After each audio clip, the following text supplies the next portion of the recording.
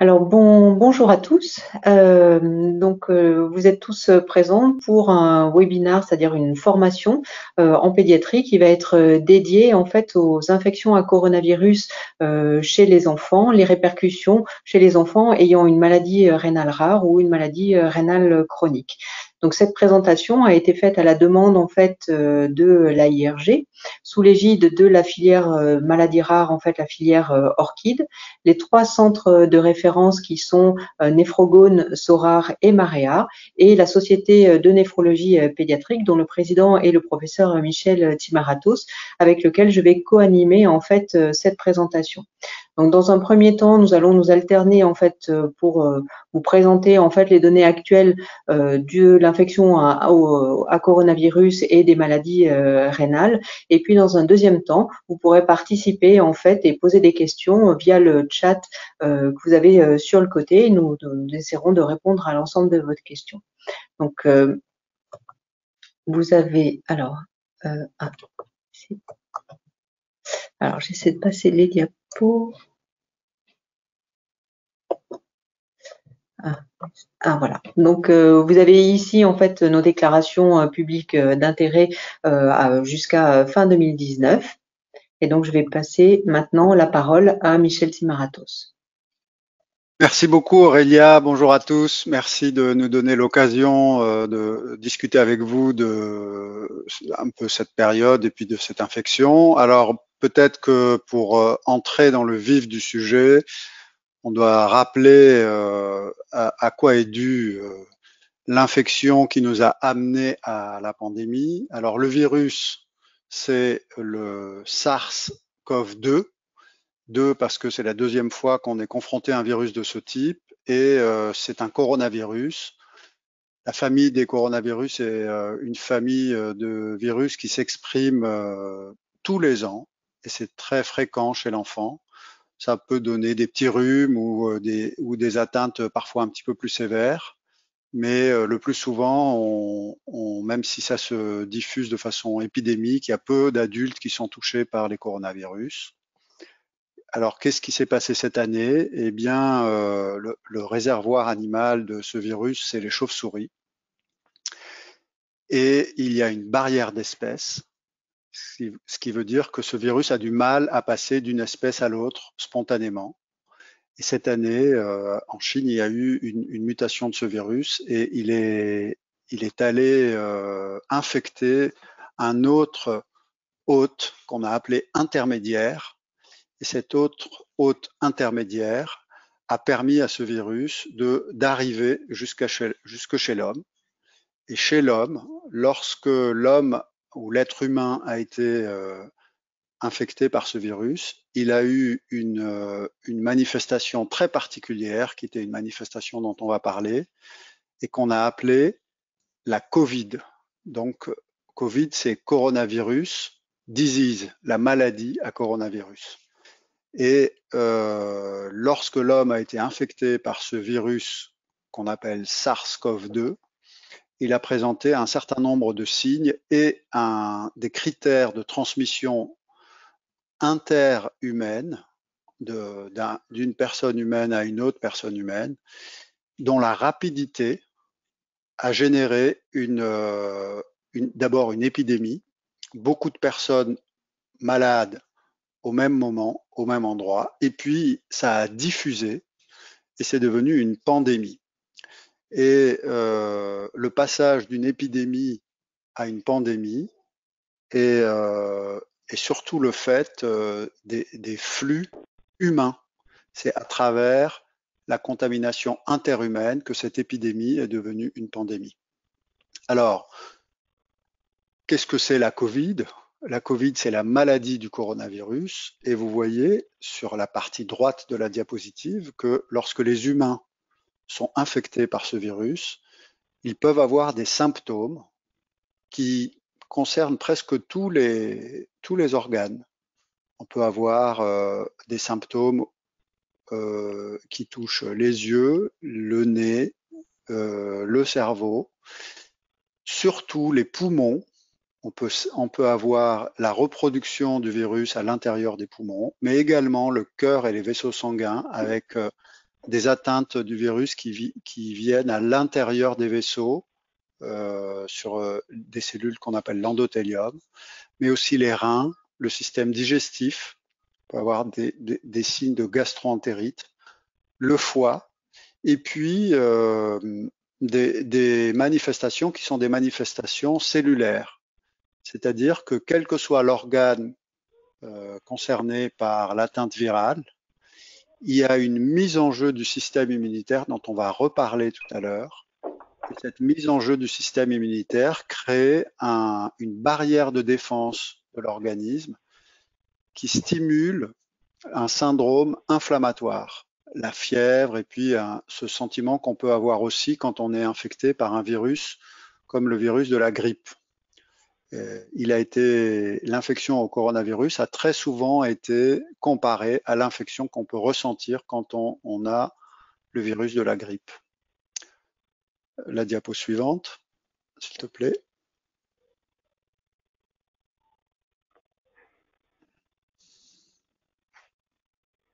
Ça arrive. Alors. J'ai du mal à passer. Ah voilà, pardon. Alors, lorsque ce virus a infecté les humains et que dans les endroits où il y avait une forte densité de population, le virus est passé d'un humain à l'autre. Il y a eu donc une épidémie qui était surtout en Chine et qui était à la fin de l'année 2019.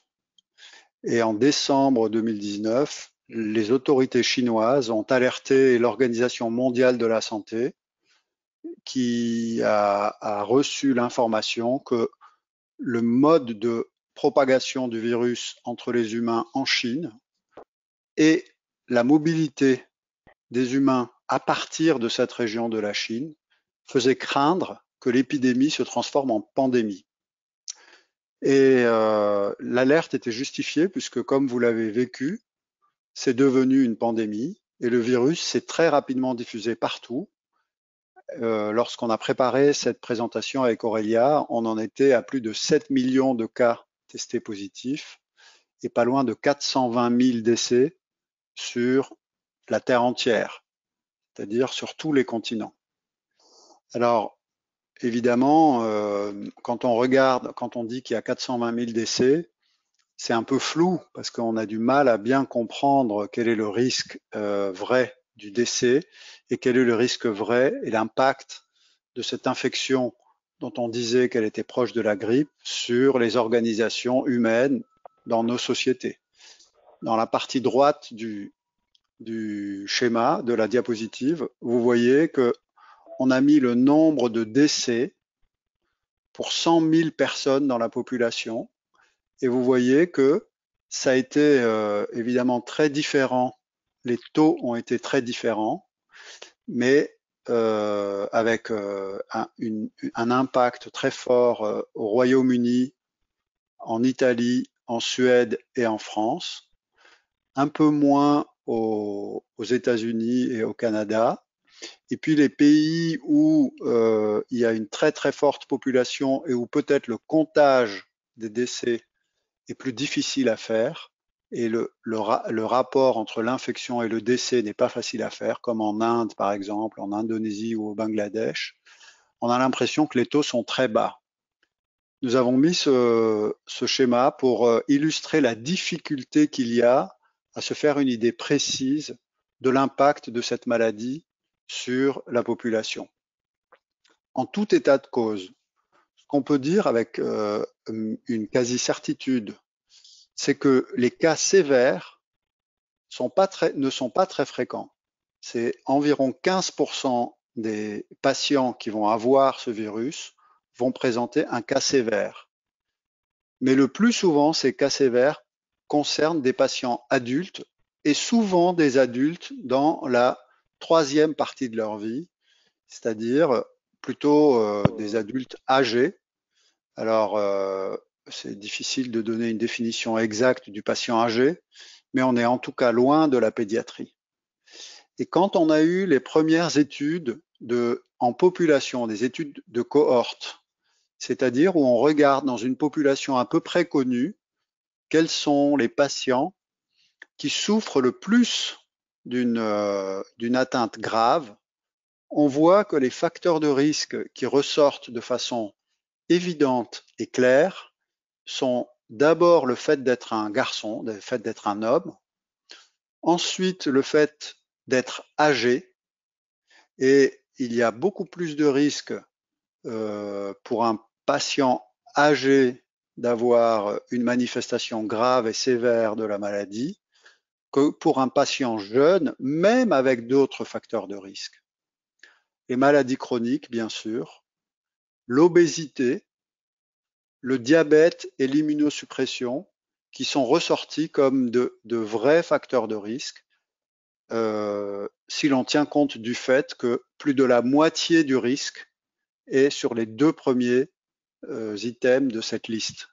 Le fait d'être un homme âgé expose à un risque bien plus important que les autres facteurs de risque. Et puis, dans tous les pays dans lesquels ça a été étudié, il est apparu un déterminisme social. Et la population dans les couches les plus défavorisées des sociétés, quelle que soit la société, puisque c'est difficilement comparable d'être défavorisé en Inde ou au Pakistan ou en France ou en Suède, c'est toujours les couches les plus défavorisées qui payent un tribut important en termes de mortalité à cette maladie. La suivante, s'il te plaît. Alors, vous l'avez vu et j'ai essayé de l'illustrer, les enfants sont un cas particulier.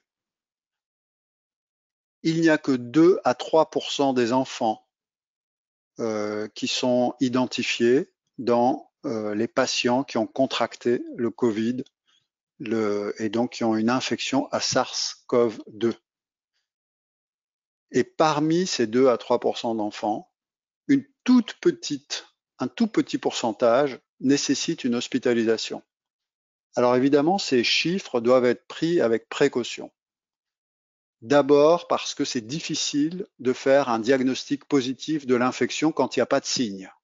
Et donc ce qu'on dit, c'est que lorsqu'on fait un diagnostic positif et qu'on regarde qui est concerné par ce diagnostic positif, seule une petite minorité d'enfants, 2 à 3%, sont concernés par ces signes-là. Ce qui ne veut pas tout à fait dire que les enfants ne l'attrapent pas.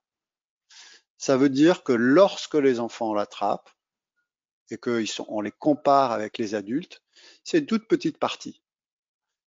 Et c'est encore une petite partie, soit 10 à 12% de ces enfants, dont les symptômes justifient une hospitalisation. Là aussi, il faut être prudent dans l'interprétation de ces chiffres parce que vous avez entendu et vécu les recommandations des autorités qui ont été à peu près comparables partout dans le monde, il n'y a que 2 ou 3 pays où ça a été différent, qui est de dire évitez d'aller à l'hôpital. Donc en fait, c'est 10 à 12% d'enfants qui ont été hospitalisés. Ce sont 10 à 12% d'enfants qui avaient des manifestations bruyantes de la maladie. Une toux, une fièvre, une gastroentérite ou d'autres manifestations qui ont suffisamment inquiété les parents pour les amener jusqu'à l'hôpital et jusqu'aux urgences où, en général, ils ont été hospitalisés. Alors, qu'est-ce qui se passe chez l'enfant lorsque l'enfant est infecté par le SARS-CoV-2? Eh bien, le plus souvent, il ne se passe rien. Le plus souvent, les enfants sont asymptomatiques et ce, malgré une incubation qu'on peut, au début, on a pensé que c'était 14 jours, mais l'incubation, elle est probablement entre 5 et 10 jours. On peut donc être en contact avec une personne, un enfant peut être en contact avec une personne qui a eu le virus, attraper ce virus, l'incuber dans son organisme pendant 5 à 10 jours, et puis ne faire aucune manifestation. Et c'est probablement le cas le plus fréquent chez l'enfant. Lorsque cet enfant est au contact avec le SARS-CoV-2, qu'il fasse ou non une manifestation bruyante, qu'il ait ou non de la fièvre, une toux ou une diarrhée, il sera peu transmetteur. La contagion est maximale 2 jours avant et 7 jours après le début des symptômes. Or, on a vu qu'une majorité d'enfants ne vont pas faire de symptômes. Donc le nombre d'enfants transmetteurs pendant cette période sera extrêmement faible. Et malheureusement, ou heureusement, les symptômes qui vont nous permettre de nous orienter vers un risque d'infection par le SARS-CoV-2 sont peu spécifiques. C'est les symptômes habituels du rhume ou de l'infection virale chez l'enfant, fièvre, gastro, rhino, plus rarement essoufflement ou fatigue. L'hospitalisation est rare, on l'a vu, 10 à 12% des 2% d'enfants qui sont diagnostiqués positifs.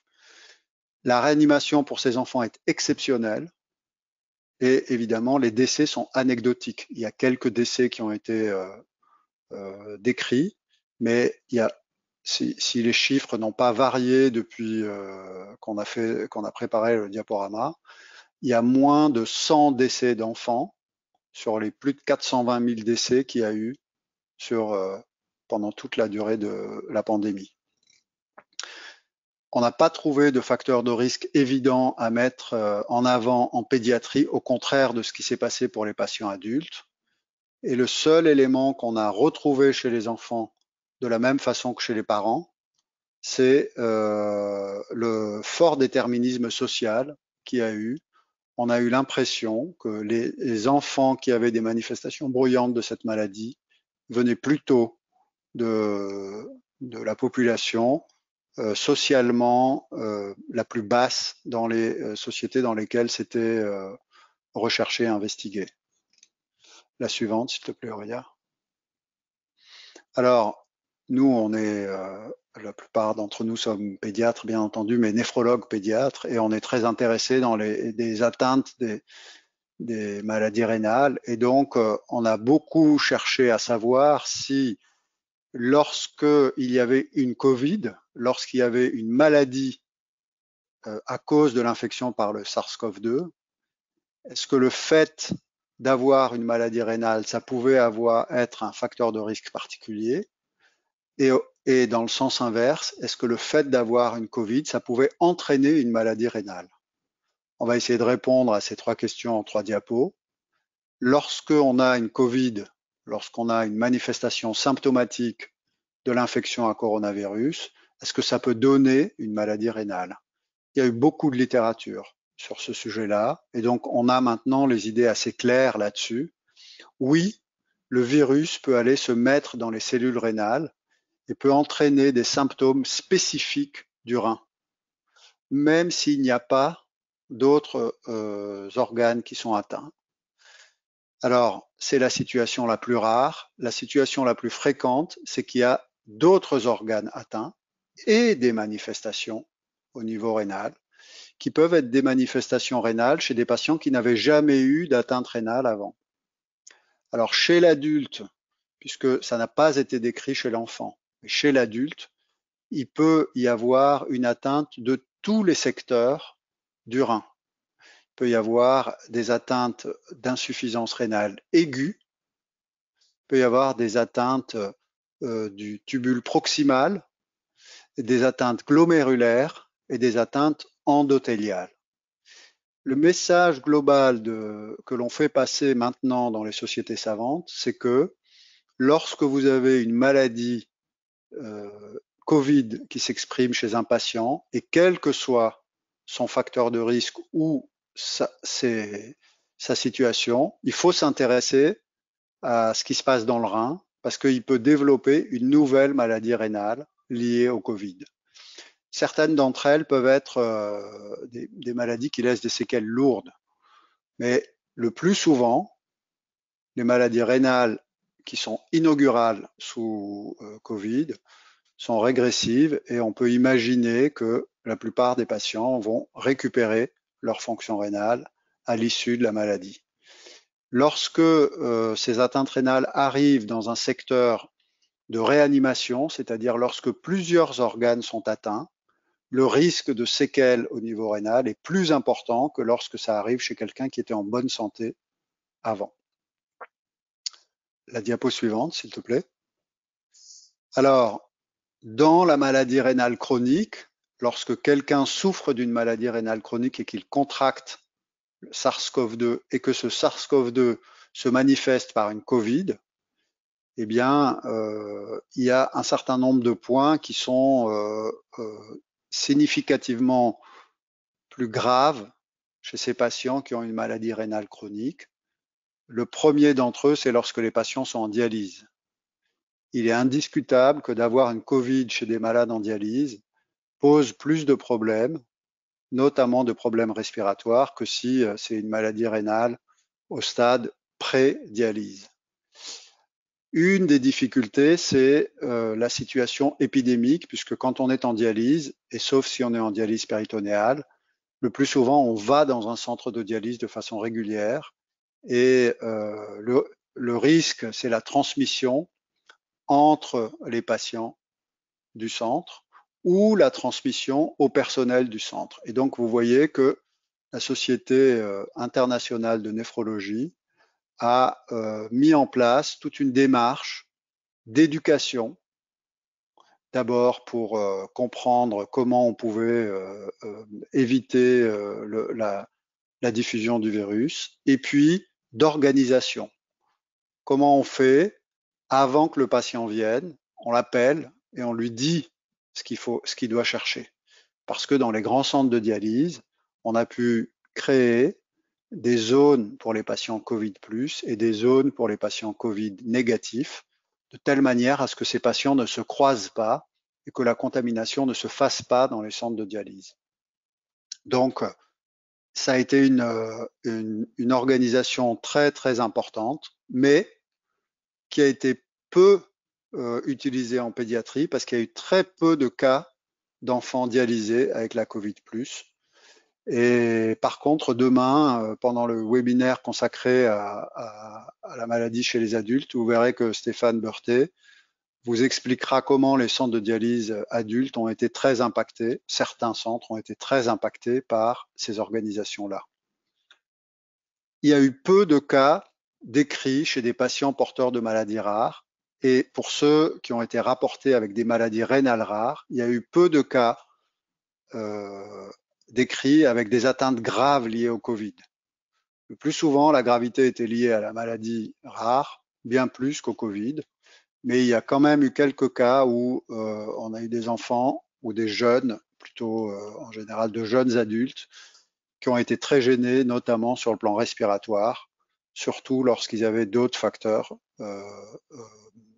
de risque d'atteinte respiratoire grave. La suivante, s'il te plaît. L'autre situation qui a beaucoup inquiété l'ensemble des acteurs de la filière du rein, c'est l'impact de la pandémie et notamment de la maladie Covid sur les patients greffés. Là, c'était pas tout à fait la même chose puisque on pensait, et probablement avec beaucoup de raisons, que les patients ayant une forte immunosuppression étaient susceptibles de faire des maladies plus graves. Et évidemment, ça n'a pas raté puisque il y a beaucoup de patients greffés de différents organes, du foie, du rein, du poumon ou du cœur, qui ont présenté des manifestations graves de la Covid. Ça a amené nos collègues qui s'occupent des patients adultes à interrompre complètement le programme de greffe rénale pendant la période du confinement. Chez les enfants, la situation était très différente. Nous n'avons pas arrêté le programme de façon complète et nous sommes autorisés la greffe rénale chez les enfants dont la situation nous semblait apporter plus de bénéfices que de risques pour la greffe, et il y a eu quelques greffes rénales qui ont été réalisées pendant la période Covid. Dans mon service, peut-être vous le savez, mais on accueille aussi les patients greffés des autres organes, et les autres greffes ont aussi continué, sauf la greffe de poumon. On a fait plusieurs greffes de foie pendant la période Covid qui se sont bien passées, et peut-être que tout à l'heure, Aurélia nous dira l'effet du nombre de patients transplantés sur enfin l'effet de la Covid sur le nombre de patients transplantés. Je te passe la parole maintenant, je crois, Aurélia. pour la suite. Je coupe Alors mon oui, micro. merci Michel. Donc moi je voulais vous parler un petit peu de ce syndrome de Kawasaki et du lien qui a été fait avec l'infection Covid. C'est arrivé à peu près, en fait, ici, vous voyez, à partir de début avril, les sociétés savantes ont émis des alertes. Donc, quand vous voyez en fait ce graphe ici, vous voyez en orange qu'il y avait la courbe d'évolution en fait des nombres de cas d'infection à la Covid, que ce soit des enfants ou des adultes. Et donc, vous voyez avec les histogrammes là en bleu où on a vu apparaître progressivement, à partir de fin mars, début avril, un nombre croissant de ce syndrome qu'on a jugé en fait avec des analogies, c'est-à-dire des ressemblances avec le syndrome de Kawasaki. Et il y a tout un groupe de veille sanitaire qui a été mis en place pour essayer de colliger l'ensemble de ces syndromes. Donc, il y en a qui ont parlé, en fait, vous avez dû le trouver sur plein de termes différents, des syndromes de Kawasaki, des pseudo-Kawasaki, des Kawasaki atypiques, des syndromes inflammatoires multisystémiques réactionnels, en anglais, certains ont appelé PIMS. En tout cas, grâce à cette veille sanitaire, on a pu en fait colliger plus d'une centaine de ces cas pour mieux les caractériser. Et en effet, ils ont des analogies, mais aussi des différences avec le syndrome de Kawasaki, qui est un syndrome qui est bien connu des pédiatres. C'est un syndrome clinique qui associe plusieurs signes, dont la fièvre, des adénopathies, une atteinte des muqueuses, ils ont une infection des conjonctivites, des atteintes buccales qui peuvent être importantes. Avec un âge, classiquement, c'est des enfants qui ont à peu près 3 ans et dans des circonstances un petit peu particulières qui sont en général dans les suites d'une infection. Donc là, on a pu en fait colliger que ces enfants étaient un petit peu plus âgés. C'est-à-dire qu'au lieu d'avoir des enfants de 3 ans, on avait des enfants plutôt de 8 ans. Et que l'atteinte cardiaque, ce qu'on appelle des myocardites, était plus importante en fait que ce qu'on pouvait avoir dans les syndromes de Kawasaki classiques. On a pu aussi voir que ces enfants avaient certes besoin d'hospitalisation en soins continus, mais qu'ils avaient une bonne réponse au traitement, qui était un traitement classique du syndrome de Kawasaki, qui sont des perfusions d'immunoglobulines, et que actuellement, parce qu'on n'a pas suffisamment de recul, ces enfants ont plutôt une bonne évolution à court terme, c'est-à-dire qu'ils sont sortis de réanimation, ils ont eu un bon traitement, ils ont actuellement un suivi cardiaque, comme on peut le faire en fait dans l'ensemble des syndromes de Kawasaki. Et vous voyez que dans la courbe orange, elle suivie, je vous ai dit, à peu près autour de 150 à 180 cas, et que actuellement, on a quasiment plus, et là, dans les 2-3 dernières semaines, il n'y a plus de cas qui ont été colligés pour l'instant de ces syndromes inflammatoires multisystémiques. Alors, on a pu faire un lien entre, ici, vous voyez les deux cartes de France. Vous avez en fait celles avec des ronds orange qui ont suivi un peu l'épidémiologie et le nombre de cas en France d'infection à la Covid, avec, vous voyez, les gros groupes de tout l'est de la France avec les régions de Strasbourg, de Mulhouse, la région parisienne, la région autour de Lyon et PACA avec Marseille. Et donc, vous voyez que vraiment le lien avec l'infection à coronavirus a été fait puisqu'on retrouvait les cas qui ont été colligés de ces enfants étaient vraiment complètement en miroir aux infections à la Covid qui ont été définies chez les adultes. Donc c'est sûr que ce doute sur un risque d'infection de syndrome de Kawasaki chez les enfants qui avaient déclaré une Covid a inquiété beaucoup de parents. C'est arrivé en plus à un moment donné où on a laissé le choix finalement aux parents de savoir est-ce qu'il fallait qu'ils remettent leurs enfants à l'école ou pas, et que probablement ça a pu contribuer au fait que certains enfants ne retournent pas à l'école par crainte des parents. Donc encore une fois, c'est un syndrome qui a été réactionnel. C'est-à-dire que les infections à coronavirus étaient passées. Vous voyez elles précédaient en fait de 4 à 5 semaines et que actuellement, on est en période où le virus circule très peu et donc que ces cas de pseudo-Kawasaki sont actuellement beaucoup moins fréquents et qu'ils ont pu être au cours du mois de mai. Alors, hop, j'essaie de passer la diapo.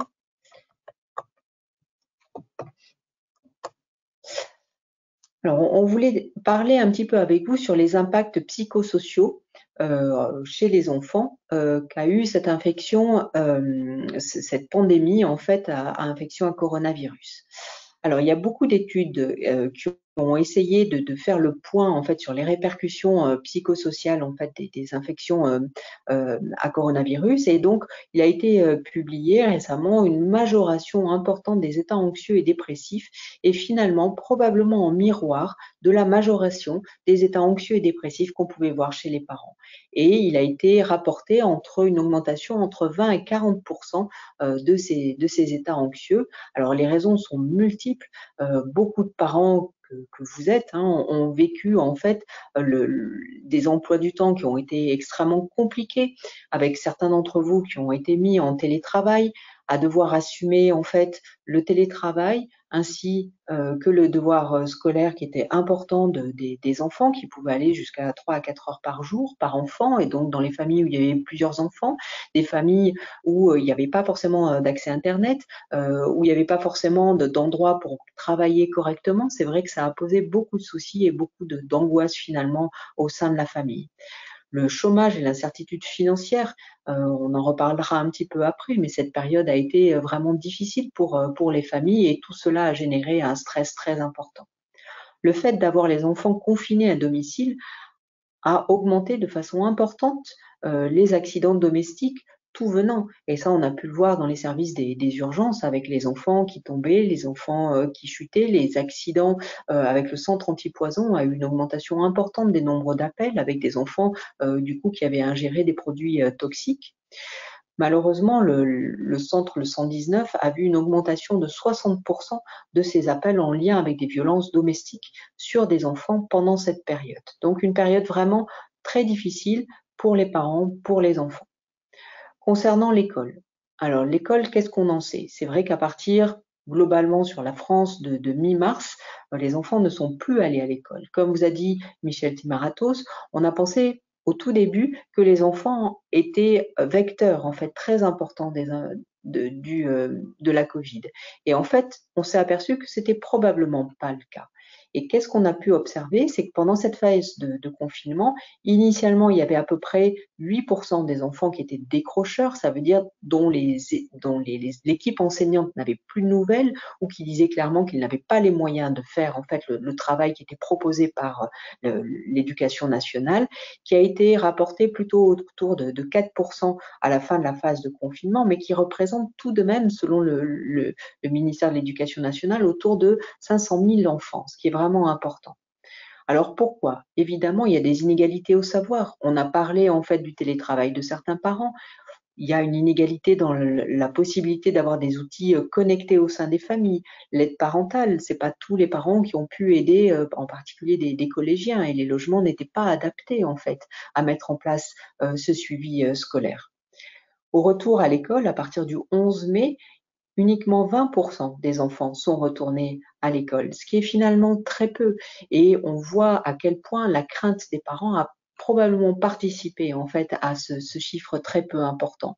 L'objectif, c'était de pouvoir faire retourner à l'école les enfants qui étaient en fait en précarité et qui étaient décrocheurs. Mais on n'est pas certain que cela ait eu en fait le bénéfice attendu. C'est pour ça qu'il a été décidé en fait qu'il y a un élargissement et à nouveau que l'école soit obligatoire à partir en fait d'aujourd'hui, où les écoles ont pu accueillir de façon beaucoup plus importante l'ensemble des élèves. Là aussi, ça a été une inquiétude certaine pour les parents, en particulier pour les parents dont les enfants avaient des maladies chroniques, des maladies rénales chroniques, des traitements immunosuppresseurs, et nous avons eu énormément d'appels, énormément de mails de la part de l'ensemble de nos patients pour les aider à prendre une décision. Cette décision, bien sûr que les parents doivent la prendre, mais avant tout, l'école est obligatoire, et les médecins référents, les médecins traitants sont là pour définir avec les parents, est-ce que l'enfant en fonction de ses traitements, en fonction de sa pathologie, est-ce que ces enfants peuvent ou non retourner à l'école. Et finalement, l'ensemble des sociétés savantes de pédiatrie a statué sur les enfants qui pouvaient et qui pouvaient rentrer à l'école et ceux qui valaient les mieux éviter l'école. Et il y a une infime minorité des enfants ayant des maladies chroniques, des maladies rénales chroniques, qui ne peuvent pas encore retourner à l'école. Donc vraiment, le message est: parents, rassurez-vous et renvoyez vos enfants à l'école. Il y a beaucoup, là, le stress a aussi chez les enfants a été évalué. Il y a plein de documents qui ont circulé. Là, c'en est un qui a été mis en place par la société de pédopsychiatrie pour justement essayer d'aider les enfants à formuler leur état de stress et les aider à avancer et à éviter d'enquister en fait ces sentiments anxieux. Alors maintenant, on en est à la phase où on essaie de sortir du confinement et finalement, le message, c'est anticiper pour mieux protéger. Alors, on est en train de mettre en place des stratégies de lutte contre les épidémies. Celle-ci a été importante, on en a eu d'autres et c'est probablement pas la dernière. Et donc, on est tous sensibilisés actuellement à ce qu'on appelle un nouveau terme, la distanciation sociale et les protections matérielles.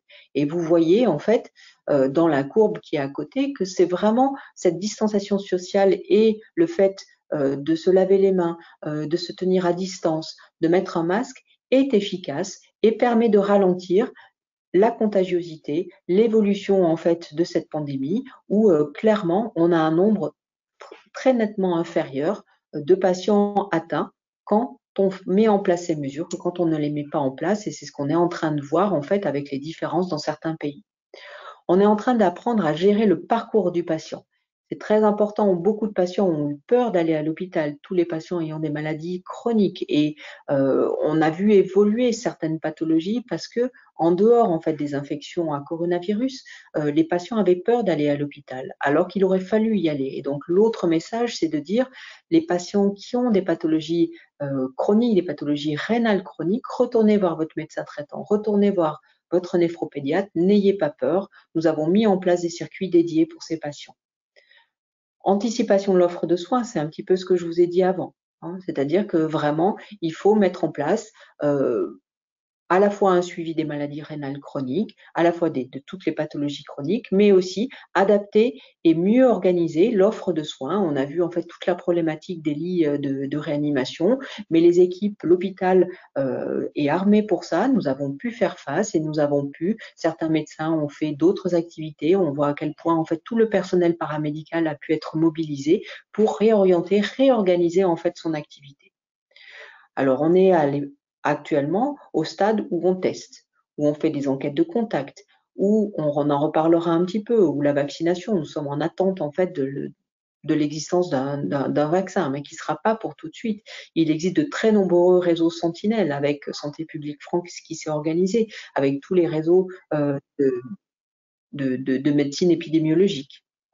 Ces protocoles que l'on a mis en place, il est très important de comprendre qu'ils sont à adapter selon les groupes.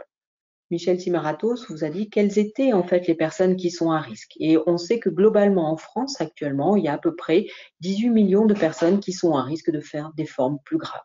Parce que ce sont des hommes, parce que ce sont des personnes âgées, parce qu'ils ont d'autres maladies, du diabète, de l'hypertension, une obésité. Et donc oui, ces personnes-là doivent faire extrêmement attention. Mais en regard de ces personnes-là, on a à peu près 15 millions de jeunes qui, eux, sont peu à risque sanitaire, mais avec des risques psychosociaux qui, par contre, peuvent être extrêmement importants. La maladie rénale chronique a peu d'impact, en fait, dans l'infection à coronavirus chez les enfants et nécessite une reprise du suivi classique et nécessite une reprise, en fait, de la scolarisation. Alors, le jour d'après, si tant est qu'on n'est pas tous encore au jour d'après. Et l'épidémie, on est tous au courant, on entend tous les médias, sévit encore de façon très active dans certains pays, en fait, en Amérique du Nord, en Amérique du Sud, dans toute la région asiatique. C'est vrai qu'en France, on a l'impression qu'actuellement, le virus circule plus et qu'on est en train de passer d'une crise sanitaire à une récession économique. Et on est tous en attente. On prévoit à peu près un tiers de chute du produit intérieur brut mondial, ce qui est inédit et très important. On est tous en attente de est-ce qu'il va y avoir une deuxième vague? Les médecins épidémiologistes ont une visibilité assez, voilà, sur les prochaines semaines. On sait à peu près que dans l'été, vous avez vu que progressivement, il y a un assouplissement de l'ensemble des mesures parce qu'on a l'impression, voilà, qu'on est vraiment dans ce jour d'après pour l'été. Savoir ce qui va se passer en septembre, au moment en fait de l'automne, de l'hiver, pour l'instant, on n'en sait strictement rien. Il y a beaucoup de polémiques sur la gestion de cet épisode.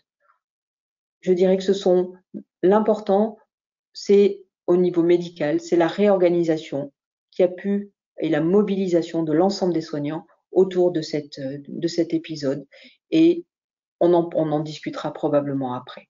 L'important, c'est de pouvoir anticiper les nouvelles épidémies et d'en tirer les leçons pour le futur. Concernant le vaccin, alors le vaccin, là aussi, il y a une accélération très importante de la recherche. Il faut savoir que pour développer un vaccin, ça prend à peu près une dizaine d'années, donc c'est très long. Quand est-ce qu'on va l'avoir? On entend parler de fin d'année, probablement plutôt 2021. Il y a beaucoup de négociations qui se font avec des grands laboratoires en fait de recherche médicale. Et l'objectif en fait, c'est d'essayer de pouvoir d'avoir suffisamment de doses de vaccins pour vacciner probablement en priorité les personnes à risque et pouvoir négocier évidemment un prix correct, en particulier pour les pays qui n'auront pas forcément les moyens de l'acheter. Alors la prévention. La prévention, on l'a tous vécu pendant ces 8 semaines de confinement. Il n'y a pas eu de cluster à point de départ pédiatrique. Les écoles ont continué d'accueillir en fait les enfants de soignants et il n'y a pas eu de cluster dans ces écoles-là. Donc rassurez-vous parents, vous pouvez mettre vos enfants à l'école. L'impact de la fermeture des écoles a été très discuté et on manque encore un petit peu de recul, mais probablement pas aussi important que ce qu'on pensait en fait initialement. Michel Simaratos vous a déjà présenté en fait le débat du rôle des enfants dans la transmission du virus, qui là encore est probablement nettement moins important que ce qu'on pouvait imaginer. Et donc, c'est sûr qu'on est en train d'élargir en fait progressivement les contacts que peuvent avoir les enfants, en particulier au niveau familial. Actuellement, il est certain qu'il faut éviter les enfants, les adultes et les contacts symptomatiques en particulier dans tous les lieux qui accueillent en fait des écoles, des garderies, des crèches. Il faut absolument adapter les mesures barrières à l'âge. Il n'est pas concevable de laisser porter un masque à un enfant de moins d'une dizaine d'années. D'abord, ça ne va pas fonctionner. Il ne va pas comprendre. En crèche, c'est inenvisageable, ça mettrait même en danger. Donc, avant le collège, sans pathologie grave sous-jacente, on ne préconise pas de port de masque. Le port de masque est en revanche réservé aux adultes qui encadrent les enfants. Ça, c'est important. Et donc, les enfants ont tout à fait bien intégré les mesures de distanciation, de décontamination de l'environnement, de lavage de mains, et les enseignants ont su parfaitement mettre en place des rituels sous forme de jeu pour essayer de dédramatiser au maximum la situation.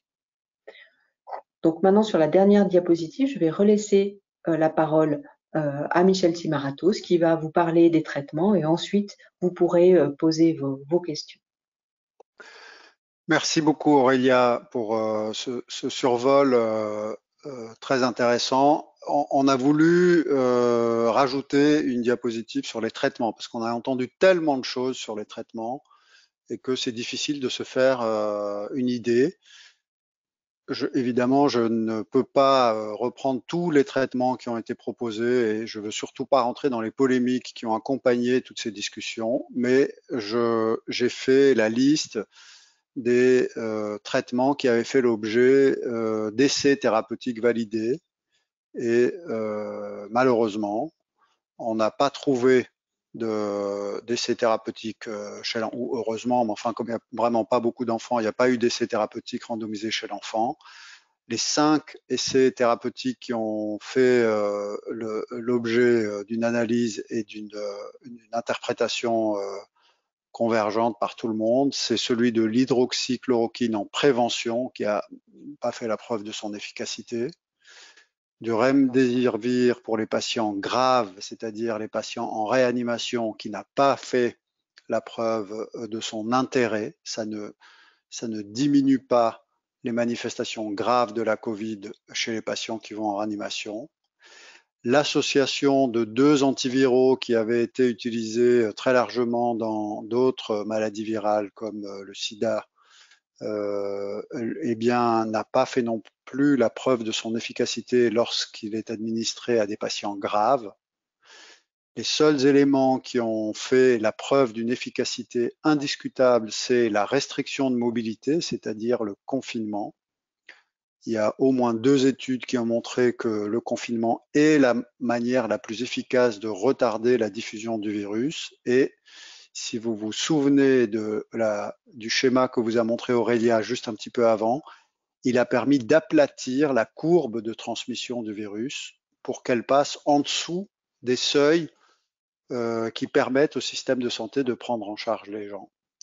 Et le dernier élément, c'est un avis de l'Organisation mondiale de la santé qui a été émis avant que les résultats soient disponibles pour le grand public. Donc, je vous ai mis la référence de l'avis de l'Organisation mondiale de la santé qui rapporte une partie de l'étude Discovery qui a eu lieu au Royaume-Uni, en Angleterre, et qui montre que lorsque les patients sont admis en réanimation, le fait de leur donner de la dexaméthasone, ça permet de réduire la mortalité dans les cas les plus graves. Alors, juste un petit mot d'explication. La dexaméthasone est un corticoïde de la même famille que les corticoïdes que vous connaissez probablement, comme le Cortensil ou le Soluprède. Mais ce corticoïde a une activité corticoïde 40 fois plus importante que les corticoïdes de base et il est utilisé en injection intraveineuse. L'hypothèse qu'ont fait les promoteurs de cet essai, c'est que c'est pas le virus lui-même qui est délétère pour les poumons de la plupart de ces patients qui vont en réanimation, mais c'est la réaction immunitaire, on a appelé ça la tempête cytokinique, la réaction inflammatoire et immunitaire qui fait suite à l'infection du virus et qui est décalée dans le temps, un peu moins que ce que n'est décalé la maladie de Kawasaki, comme vous l'a montré Aurélia tout à l'heure, mais qui est quand même un petit peu décalé d'environ 1 semaine à 10 jours par rapport à l'infection par le coronavirus. Et en utilisant cette cortisone, on va dire, super puissante, on réduit la force avec laquelle l'organisme génère sa réaction inflammatoire suite à l'infection du virus et probablement qu'on aide l'organisme en réduisant cette réaction inflammatoire à faire en sorte de passer le cap de la partie la plus grave de l'atteinte pulmonaire liée à l'infection par le coronavirus qui, au cours de la Covid, amène ces patients en réa. Cette dernière ligne doit être prise encore avec un peu de précaution.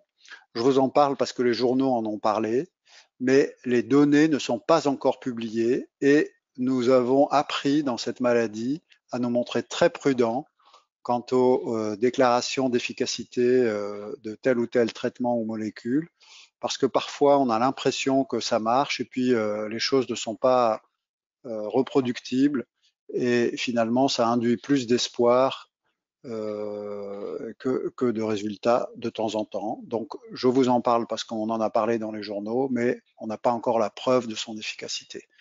Quoi qu'il en soit, les toutes premières réactions des médecins qui n'ont pas participé à cet essai thérapeutique pour la dexaméthasone confirmaient que très fréquemment, on utilisait ce médicament en réanimation, même en dehors de cet essai thérapeutique, et que donc l'intuition médicale semblait dire qu'effectivement, il y a une réduction de la mortalité chez les patients les plus graves. Voilà, en une diapo, évidemment, résumé, près de 20 000 publications, plus de 20 000 publications en 3 mois. C'est la période la plus productive pour les publications scientifiques. Moi, j'ai eu l'occasion de suivre un petit peu ça pendant les semaines qui viennent de se passer. C'est aussi la période pendant laquelle il y a eu le plus de rétractation de nouveaux articles, c'est-à-dire que On a publié quelque chose, et puis dans les semaines qui ont suivi, on s'est dit, bah tiens, on s'est trompé. Et donc beaucoup de journaux ont été amenés à faire des propositions de rétractation. Ça nous invite surtout à l'humilité quand on est scientifique et qu'on publie quelque chose. Bien sûr, on est convaincu d'avoir été dans une démarche pertinente, mais quelquefois, le temps qui passe et puis les expériences de nos collègues nous invitent à un peu d'humilité en se disant on a cru que c'était très positif, mais finalement, ça sert peut-être pas autant qu'on aurait aimé que ça serve. Voilà, en quelques diapos, ce qu'on voulait vous dire pour avoir travaillé avec Aurélia Berthollet et tous les professionnels qui sont engagés dans la prise en charge des enfants qui souffrent de maladies rénales. Et donc, on vous remercie de votre écoute. On est évidemment ouvert pour répondre à vos questions, mais pour ça, il faut que vous preniez la parole et donc que vous nous envoyiez vos questions à travers le chat ou que vous disiez au micro si vous avez des questions précises. Merci beaucoup. Merci beaucoup, Michel. Michel Timarato, c'est celui qui a fait une veille bibliographique à tous les néphropédiatres en fait de France, qui nous a envoyé des mails tous les jours, samedi et dimanche compris, pour nous faire une synthèse en fait de l'ensemble des articles en fait qui étaient sortis, et synthèse qui nous permettait chaque jour de répondre en fait à l'ensemble de nos patients, et qui nous a été d'une immense aide. Merci.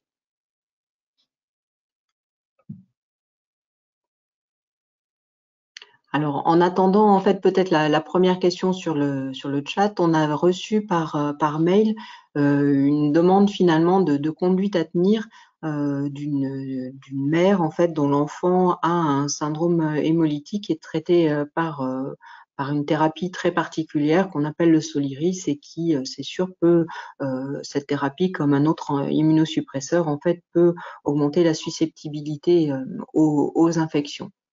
Je ne sais pas, Michel, si tu voulais répondre à cette maman.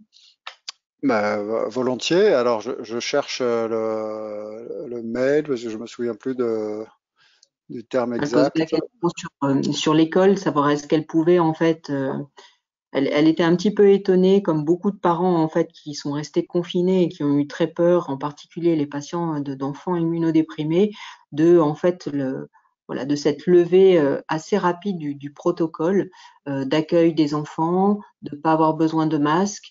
Encore une fois, c'est ce qu'on a essayé de vous dire, on a essayé de vous rassurer pour vous dire que même les patients immunodéprimés, maintenant, on commence à avoir du recul. On n'a pas eu d'infection plus sévère en fait chez les patients immunodéprimés. Encore une fois, ça ne fait pas partie de la population à risque qui a été identifiée, et on a du recul sur l'ensemble des pays européens. Donc bien sûr, en fait, ces enfants sont sensibilisés, mais par contre, voilà, il faut absolument les remettre à l'école. Les laisser s'amuser avec les autres enfants, ce ne sont pas les enfants en fait qui sont vecteurs. Leur dire de faire attention aux adultes, de bien se laver les mains, mais voilà, on peut que vous encourager à remettre vos enfants à l'école. Encore une Alors fois, moi, on sait. je peux que compléter ce qu'a dit Aurélia, puisque j'ai retrouvé la question. Ces nouvelles mesures permettent-elles de protéger mon enfant qui est immunodéprimé? Oui, mais le risque aujourd'hui, en l'état actuel de nos connaissances, est extrêmement faible que les enfants qui sont traités avec un traitement immunosuppresseur présentent une manifestation bruyante de l'infection à coronavirus. Donc, ça ne veut pas dire qu'ils ne peuvent pas l'attraper. Ce qu'on sait avec certitude, c'est que lorsqu'un enfant est infecté par le coronavirus, il transmet très peu la maladie aux autres enfants qu'il voit. On peut vous citer une étude qui a été publiée d'un enfant qui a été contaminé parce qu'il était dans un chalet où il y avait une personne malade du coronavirus. Cet enfant a fait dans les 15 jours qui ont suivi 3 écoles différentes, et aucun enfant dans aucune des écoles n'a manifesté d'infection au coronavirus. Une des hypothèses qui explique ce sentiment que les enfants, enfin cette observation que les enfants ne sont pas aussi sensibles que les adultes, et le fait que chaque année, tous les gens qui ont des enfants et tous les professionnels qui s'occupent de ces enfants sont au contact d'un grand nombre d'infections à coronavirus, et qu'il existe probablement des immunités croisées entre le coronavirus de cette année et celui de l'année dernière, qui était celui de l'année dernière, peut-être un qui donnait le nez qui coule ou la gorge qui gratte un petit peu. Et donc les immunisations croisées viennent peut-être expliquer un certain nombre d'indépendances de ces enfants par rapport au coronavirus. Alors, bien entendu, il faut prendre tout ça avec beaucoup de recul, parce que les enfants qui sont sous Soliris sont des enfants qui ont des maladies très très rares. Et donc, combiner deux situations rares ne rend pas toujours la situation simple à analyser, parce que avant qu'il y ait le premier enfant qui manifeste quelque chose, on ne peut pas vraiment savoir ce qui se passe. Mais quand on regarde, moi j'ai participé au webinaire avec les collègues chinois, les collègues italiens et les collègues anglais.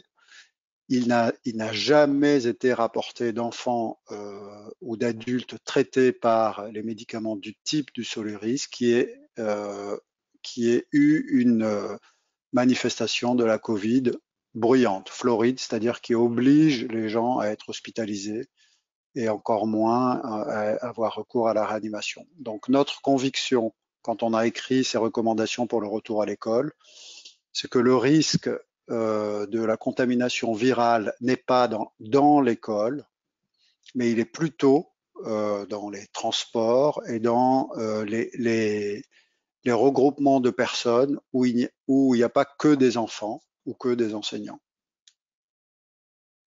Il y avait aussi une deuxième partie de la question qui était je souhaiterais de nouveau revoir grands-parents et cousins-cousines avec un âge allant de 9 mois à 9 ans. Là aussi, il n'y a pas de risque accru à rencontrer la famille. D'abord, parce qu'il y a des études qui ont montré que la transmission intrafamiliale est extrêmement faible, et que lorsque les adultes, parce qu'il y a des études qui ont typé le virus et typé les différents virus pour savoir si c'était le virus qui venait de l'intérieur de la famille ou si c'était du virus qui venait plutôt des contacts extrafamiliaux. Là aussi, le risque de transmission des enfants aux grands-parents est extrêmement faible, même lorsque les enfants sont porteurs asymptomatiques du virus, parce que probablement les anticorps dont on parlait tout à l'heure, qui sont des anticorps croisés, diminuent la contagiosité du virus, même lorsqu'il l'excrète.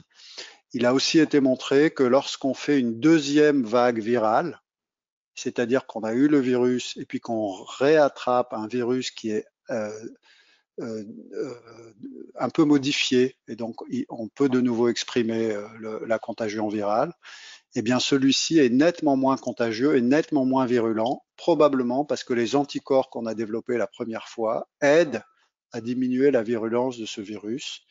Et donc, on n'a pas aujourd'hui d'argument pour retarder le contact des enfants avec leurs grands-parents. Là aussi, j'attire votre attention sur le fait que c'est des recommandations qui sont valables à partir du moment où on est dans un cadre familial. C'est pas du tout pareil d'aller voir des personnes âgées dans une EHPAD ou dans une autre collectivité, parce que ça élargit significativement le nombre de contacts qu'il peut y avoir et les contacts transversaux qu'il peut y avoir entre les enfants et les adultes, notamment avec le personnel. La troisième question, si je continue à lire, mais interrompez-moi s'il y a d'autres questions. Lorsqu'on se balade dehors, doit-on porter un masque? Non, je crois qu'on ne doit pas porter de masque lorsqu'on se balade dehors. Et il n'y a pas de risque à croiser les gens dans la rue. Vous n'êtes pas obligé de changer de trottoir ou d'avoir des actions d'évitement. Alors évidemment, j'imagine que c'est une densité de personnes va dire, de la balade normale, c'est-à-dire où de temps en temps on croise quelqu'un. Si on prend l'exemple d'hier soir de la fête de la musique, évidemment, ce n'est pas une densité normale. Dans ce cas-là, et s'il y a une agrégation de personnes, il vaut mieux porter un masque parce que on est à moins d'1 mètre des gens et on n'en a pas parlé parce qu'on ne pouvait pas parler de tout, mais le mode de transmission, c'est les gouttelettes qui sont projetées lors de l'échange verbal, notamment. Évidemment, si les gens toussent, il y a plus de gouttelettes. Mais quand on parle, comme on parle en expirant, toutes les consonnes à bouche fermée génèrent des petites gouttelettes qui vont se projeter dans l'atmosphère. Et si vous êtes en face d'une personne qui parle, comme moi par exemple maintenant, si nous étions à moins de 1 mètre, il est absolument certain que ces gouttelettes atteindraient votre environnement dans lequel vous respirez et qu'elles pourraient être aspirées par votre respiration et venir se déposer dans votre nez. Donc, les endroits où il faut indiscutablement se protéger, c'est les transports en commun, parce que là, on est en commun avec d'autres personnes dont on ne connaît pas le statut et qui viennent d'environnements différents. Et les grands regroupements où il y a beaucoup de monde, c'est-à-dire si vous êtes amené à aller en famille faire les courses et que vous êtes dans vous faites la queue pour acheter des choses, bah, évidemment, c'est mieux si vos enfants portent le masque et vous aussi si vous n'êtes pas immunisé. Si vous avez été au contact de la Covid, au contact de SARS-CoV-2 et que vous avez ou pas fait une Covid, il est probablement pas utile de vous protéger et pas non plus de protéger les gens. Donc c'est pas la peine que vous portiez un masque parce que vous ne pouvez donc pas transmettre la maladie et vous êtes immunisé contre cette maladie-là. Quel est le risque pour votre enfant s'il contracte la Covid? Bah, c'est un risque extrêmement minime, mais c'est une réponse qui s'appuie sur des données statistiques. Parce que même si on a aujourd'hui ces 20 000 papiers, plus de 20 000 papiers qui sont parus, chaque personne est un cas particulier. Et donc, si vous êtes au contact de quelqu'un qui a la Covid, le plus simple, c'est d'abord d'avoir les gestes barrières et de vous protéger.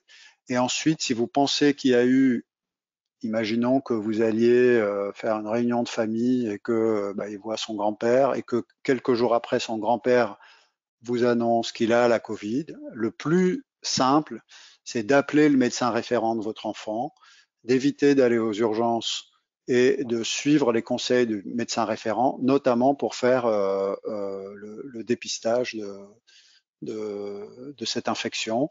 Le plus probable, c'est qu'il ne se passera rien. Alors, Jérôme nous demande s'il existe des préconisations auprès du ministère de l'Éducation nationale pour les AVS qui encadrent certains enfants. Pour ce cas précis, j'ai pas de réponse à apporter moi. Aurélia, peut-être tu sais? Non, pas bien. Je pense que ça a dû être élargi à partir de maintenant, parce qu'avant, ces enfants-là, enfin moi en tout cas les enfants qui avaient une AESH qui, parmi mes patients, n'étaient pas encore retournés à l'école, parce que justement, en fait, ces anciennes AVS n'avaient pas pu retourner aider les enfants. Je pense que ça va se mettre en place et il va falloir absolument qu'elles puissent retourner à l'école pour aider ces enfants en situation de handicap avec des mesures déjà de masque. Alors c'est sûr que la distanciation quand on aide un enfant qui est atteint de troubles du comportement, c'est extrêmement compliqué. Ça, on est bien d'accord. Concernant oui. Pardon, vas-y. Non, c'était la question d'après concernant le séjour à Disneyland cet été avec un enfant atteint d'une maladie rénale. Est-il acceptable en matière de risque? Alors après, tout va dépendre un peu de la maladie rénale, c'est très disparate. Je pense que l'ensemble de ces grands centres vont mettre en place en fait des mesures de distanciation, des mesures en fait on peut faire confiance à Disney pour mettre en place en fait des mesures vraiment adaptées et pour faire courir le risque minimal en fait aux enfants et aux familles. Je pense qu'ils vont adapter en fait le nombre de personnes présentes Et moi, j'aurais tendance à dire, à partir du moment où ils ont l'autorisation de la France de réouvrir ce type de parc, ça veut dire qu'ils ont mis en place les mesures adaptées et qu'on peut tout à fait y aller en fait en toute sécurité à partir du moment où ils ont eu l'autorisation d'ouvrir. Et qu'on respecte les gestes barrières, c'est-à-dire que là, si on est dans des attractions ou dans des lieux où il y a beaucoup de monde, des adultes et des enfants, on fait porter le masque aux enfants. Voilà. Et puis, Même les petits. ouais. Il y a une autre question sur qui dit comment peut-on être sûr qu'un enfant qui va à l'école avec d'autres enfants n'entraîne pas un risque pour les grands-parents, par exemple, si ce sont les grands-parents qui sont eux-mêmes porteurs d'un risque particulier, une maladie chronique ou, par exemple, une personne greffée. C'est une très bonne question parce qu'on ne peut pas écarter ce risque-là. Donc, il est évident que il faut se protéger. Ce qu'on peut dire, c'est que si l'enfant n'a pas manifesté de signes d'une infection active, c'est soit qu'il ne l'a pas eu, soit qu'il sécrète lui-même des anticorps qui probablement diminuent un petit peu la virulence du virus. Mais en l'état actuel de la question, il me semble judicieux de proposer à ce que les grands-parents qui vont accueillir cet enfant l'accueillent avec un masque de type FFP2 pour se protéger, au moins tant que il n'y a pas de certitude que l'enfant est lui-même immunisé ou qu'il a eu la maladie. Jérôme de Fazio nous dit quid des anti-inflammatoires non stéroïdiens pour les crises de colique néphrétique chez l'enfant pendant la période de risque Covid. Et oui, Jérôme, tu as raison. C'est une vraie question, mais il ne faut pas hésiter à recourir aux anti-inflammatoires non stéroïdiens si la douleur devient handicapante. Avec l'idée de se protéger d'un quelconque impact de la Covid, parce qu'il serait complètement inhumain de dire aux enfants qu'on ne prend pas en charge leur douleur au cas où ils devraient attraper la Covid. Si c'était le cas, il faut se rapprocher des néphrologues pédiatres qui prennent en charge l'enfant pour voir quelles alternatives on peut avoir, puisque dans ce cas-là, si on avait une maladie Covid floride avec une colique néphrétique, probablement qu'on pourrait avoir recours aux corticoïdes qui seraient efficaces autant dans la lutte contre la douleur que dans la pondération du syndrome inflammatoire qui accompagnera la maladie. Mais ça ne peut pas se faire en automédication. En aucun cas, il faut que ça soit sous la prescription, une prescription médicale. Après, la question des INS était une très bonne question au sens large. On a été extrêmement sollicité par beaucoup de parents dont les enfants en fait ont des INS au long cours pour plein de raisons. En maladie rénale, on a beaucoup d'enfants qui ont ce qu'on appelle des tubulopathies, avec certaines parties des reins qui fonctionnent pas très bien, et la prescription d'INS permet de diminuer un petit peu la quantité de perte de sel, de bicarbonate, d'eau qu'ont ces enfants. Et clairement, la réponse a été de dire qu'on poursuivait en fait ce traitement parce qu'il y avait beaucoup plus de risques à décompenser, à déstabiliser la tubulopathie, en fait, l'état rénal de ces enfants en diminuant ou en stoppant le traitement plutôt que de le continuer au vu des données qu'on avait en fait de la Covid chez les enfants. Donc la position a été de les continuer.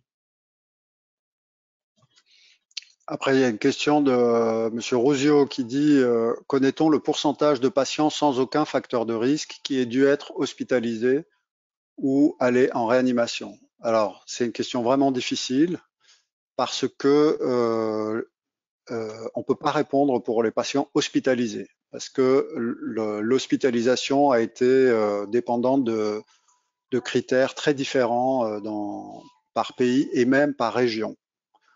Donc, ça veut dire que si on a l'hospitalisation très large, les pourcentages diminuent, alors que si on a l'hospitalisation très restreinte, comme par exemple ça a été en Angleterre, les pourcentages augmentent. Pour la réanimation, les patients sans aucun facteur de risque sont extrêmement rares, en fonction des publications de 5 à 10%. parce que ça voudrait dire que c'est ni des hommes, ni en surcharge, ni donc il reste que les femmes qui ont pas de surcharge, qui n'ont pas de diabète, qui n'ont pas de ceci, qui n'ont pas de cela. Donc c'est très très rare. Mais malheureusement, les papiers qui parlent de ça ne font pas, enfin j'en ai pas lu, peut-être il y en a, mais je n'ai pas lu ceux qui font les risques relatifs. Je m'explique parce que c'est un peu technique. Le risque pour un homme de 55 ans sans facteur de risque en dehors de son âge et du fait d'être un homme et de faire une maladie pulmonaire grave est le double de celui d'un homme de 40 ans avec un diabète. Donc, le facteur homme et âge joue plus que le facteur maladie chronique lorsqu'on est un homme de 55 ans par rapport à une femme. Ça, c'est une étude anglaise qui a montré ça et qui ont fait des centaines d'analyses de ce type-là. Ce qui veut dire que pour une personne, pour un homme de 75 ans qui n'a pas d'autre maladie, le risque est supérieur à une personne de 40 ans qui a une maladie chronique. Est-ce que on peut dire que c'est le fait d'être un homme de 70 ans, est-ce que ça veut dire que c'est un facteur de risque? Eh bien oui. Et donc, d'arriver à définir des gens qui vont en réanimation sans aucun facteur de risque, c'est très difficile. Mais convenez que vous connaissez comme moi bien des hommes de 70 ans qui sont en pleine forme et dont on ne s'attendait pas à ce que l'atteinte par le coronavirus les amène en réanimation. Donc c'est très difficile de répondre à votre question. Si on en croit les chiffres, c'est rare. Voilà ce qu'on peut dire. Ensuite, Quentin nous demande s'il peut jouer avec ses cousines et ses cousins à moins d'un mètre et sans masque, et peut-on partager un repas en famille? Moi, je sais pas ce que va dire Aurélia, mais moi, j'aurais envie de lui dire oui, hein. Ah oui, ah oui, aux trois, bien sûr. Oui, oui, bien sûr, il y a pas de danger. Bien entendu, si dans cet entourage-là, quelqu'un a été malade la semaine dernière ou quelqu'un est malade la semaine d'après, il faut te prévenir, Quentin, et que tes parents puissent se rapprocher du médecin qui s'occupe de toi pour voir ce qu'il faut faire. Et puis, euh, alors, je sais pas si Quentin c'est le papa ou si c'est parce qu'il me dit qu'il fait de la danse Oui, oui. classique. Quentin, c'est le papa et c'est Valentine qui a un Ah, CHU. pardon, Ah, alors pardon. Valentin, Valentine. Alors, pardon, Monsieur Lambourg et Valentine. Oui, sans aucun problème, tu peux on attend. reprendre tes activités. Et Toutes toujours les sans masque. activités, oui, vous avez, pour certains d'entre vous, vous avez vu en fait, toutes les activités ont été très très adaptées avec une grande mobilisation de tous ces acteurs en fait dans le monde du sport pour les enfants, où ils ont mis en place en fait des carrés, des distanciations, ils ont fait tout un circuit d'entrée, sortie, donc vraiment, voilà, il faut y retourner, Valentine.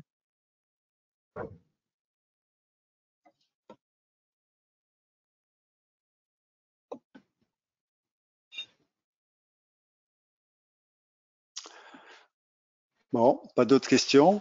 Des remarques peut-être? Ça répondait à vos attentes, le webinaire? Oui, tant mieux.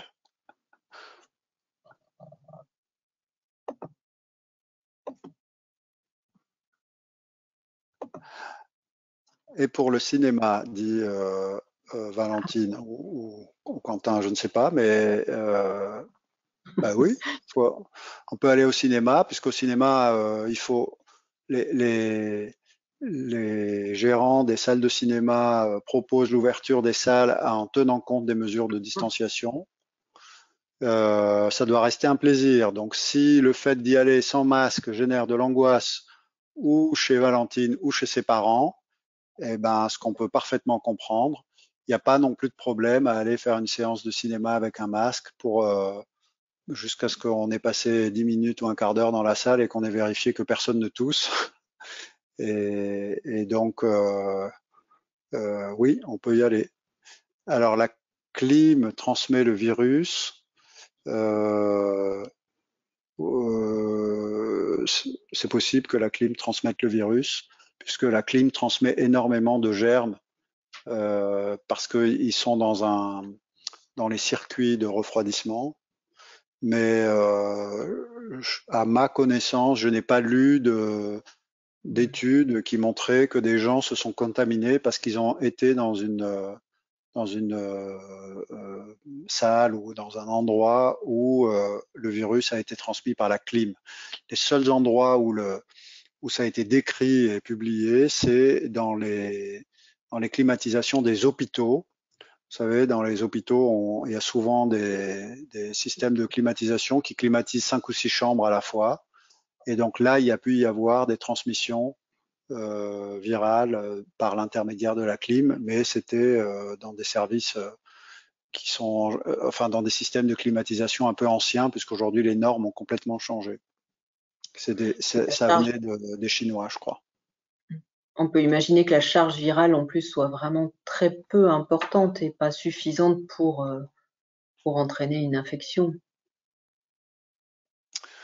Et Jérôme de Fazio nous dit, dans les magasins en général, forte densité et port du masque souvent peu respecté.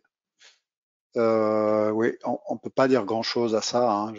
C'est vrai qu'on remarque qu'il y a une tendance à un petit relâchement, mais il faut aussi se dire que cette tendance au relâchement, elle est induite par le fait que cette courbe soit maintenant très plate et que même si on fait une manifestation, la prise en charge n'est plus mise en tension par le débordement des services hospitaliers, puisque ça a été beaucoup ça le cas pendant la période initiale, et notamment dans les 2 endroits où il y a eu ces clusters très, très tôt, comme vers Mulhouse et dans l'Oise, là. Je ne sais pas s'il y a d'autres questions.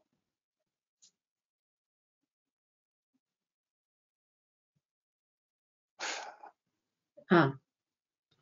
Alors ça, voilà. C'est probablement Adrien. Je dirais, oui, c'est ça. Alors Adrien, je le connais. Bonjour, pour aller au collège, je prends le car, puis-je prendre le car? Je prends des traitements. Et oui, je te connais, Adrien. Écoute, oui, Adrien, pour moi, tu peux prendre le car, bonhomme. Tu sais, les bus se sont vraiment complètement adaptés. Et encore une fois, c'est-à-dire il y a des mesures de distanciation qui ont été mises en place en fait dans les bus, donc il faut faire juste attention, il faut pas tout toucher, il faut que tu restes isolé et sans personne à côté de toi.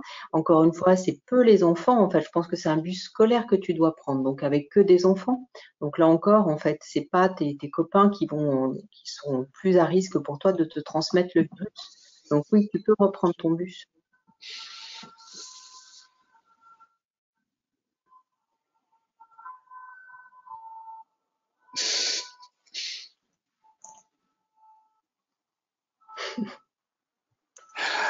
Merci, docteur, elle a dit.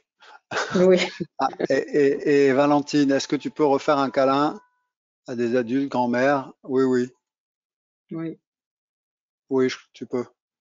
Puis il faut pas se priver parce que c'est une période où on a souvent, on a vu apparaître un certain nombre de choses qu'on n'avait pas l'habitude de voir. Non, il faut certainement réinvestir bien ses relations familiales et pas hésiter à faire un câlin aux gens que tu aimes.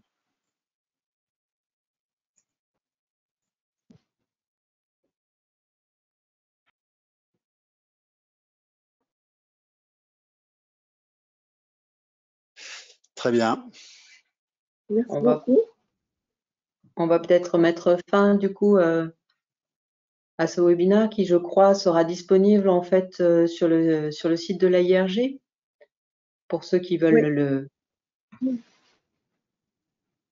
y a encore une question. Je sais que certaines personnes n'ont pas pu venir parce que les enfants ayant repris l'école, effectivement, c'était l'heure de la sortie d'école. Ouais. Voilà, mais je crois qu'ils sont très heureux de voir ces présentations sur notre site. Et merci infiniment. Et alors, il y a une Oui. dernière question, j'ai l'impression, que Valentine me demande, non, c'est ses parents là qui demandent, ils sont infirmiers et donc est-ce qu'ils peuvent reprendre le travail? Bah oui, je crois que vous pouvez reprendre, enfin, sauf si vous travaillez dans une unité Covid, mais si vous ne travaillez pas dans une unité Covid, je crois que vous pouvez reprendre le travail sans risque. Actuellement, les soignants sont quand même, appliquent Ah, des médecine mesures du travail. barrières importantes. Alors, en médecine du travail, c'est peut-être un petit peu différent parce que c'est vers vous qu'on va envoyer tous les gens qui ont le Covid. Et si vous êtes à l'interface du test, notamment, vous pouvez reprendre le travail à condition de vous protéger. Et sinon, il faut voir avec avec l'organisation de l'endroit si c'est une médecine du travail dans un hôpital. Évidemment, vous allez être au contact avec des patients ou des soignants Covid. Si vous êtes médecin dans un secteur de médecine du travail associatif, par exemple, qui s'occupe des banques, je sais pas, ou de n'importe quoi, la probabilité est quand même très très faible. Centrale nucléaire, oh bah non, il y a aucun virus ne résiste au. Non, non, c'était Je une pense mauvaise que plaisanterie, mais non, il n'y a pas de risque à mon avis accru lié à la reprise du travail dans un centre de médecine du travail qui n'est pas dans le domaine de la santé, quoi.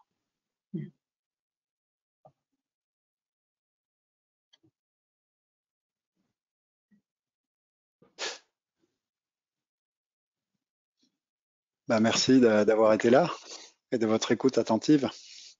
ah oui, merci Merci. à Valentine, Adrien, à tous ceux qui pourront revoir en fait, cette présentation. Très bien. Merci beaucoup Aurélia et merci à Merci. Orchid et, euh, et à tous ceux qui ont permis la réalisation de ce webinaire. À bientôt. Merci beaucoup. À bientôt.